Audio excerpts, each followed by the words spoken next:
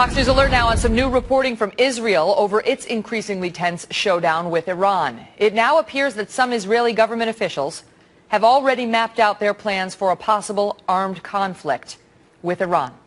Israel's civil defense minister saying in an interview that he sees a month-long conflict on several fronts with several enemies, including not just Iran, but Hezbollah in Lebanon and Palestinian militants in Gaza. He also warns hundreds of missiles could hit Israeli cities daily in the event of Israel choosing to attack Iran's nuclear facilities, potentially killing, they estimate, about 500 Israelis.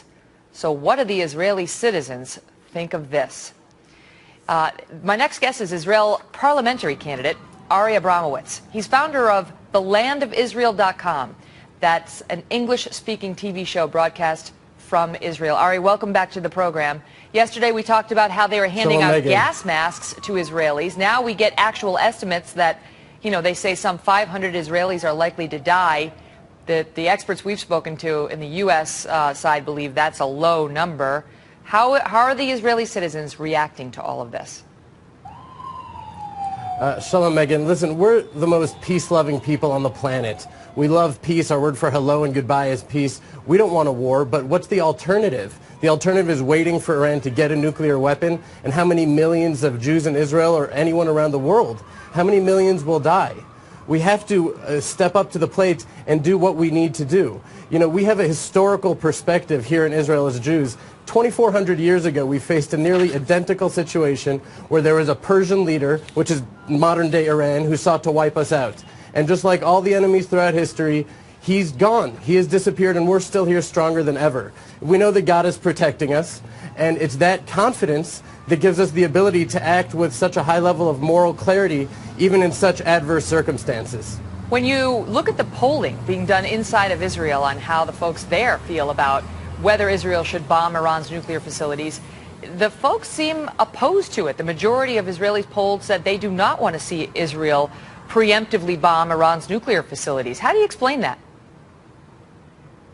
Well, listen, we're afraid, like any other nation, we don't want to go to war. We don't want to battle. However, the government is saying more and more that if we need to, then we need to strike Iran, and that's a real possibility, even if it just delays things for a few years. That few years in the current landscape of the Middle East with the Arab Spring can change the entire game. I think many Israelis are getting the feeling that the U.S. administration is trying to dissuade us from attacking Iran, not because they think that sanctions may work, but because they're afraid that our attack of Iran would jeopardize the campaign of the administration in this upcoming elections. And clearly we're facing issues of our own survival.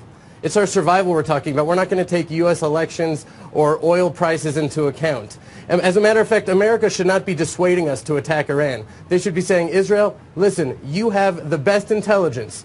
Do what you have to do, and we have your back 100%. It's that America that I know, the America with courage and moral clarity that made the U.S. the country that it is today.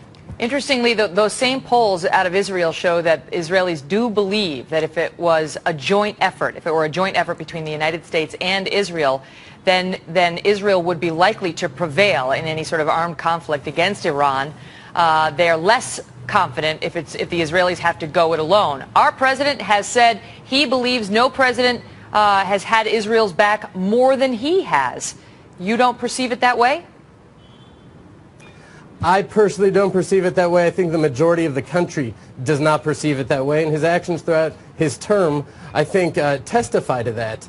Listen, nothing short of an all-out international embargo will stop Iran from acquiring nuclear weapons, and it just doesn't look like that's in the cards.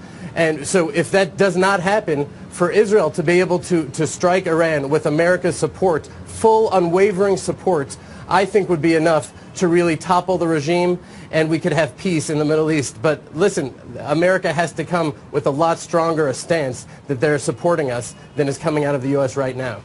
Ari, thank you so much for being here with your insights on it. All the best to you, sir. Thank you. Shalom.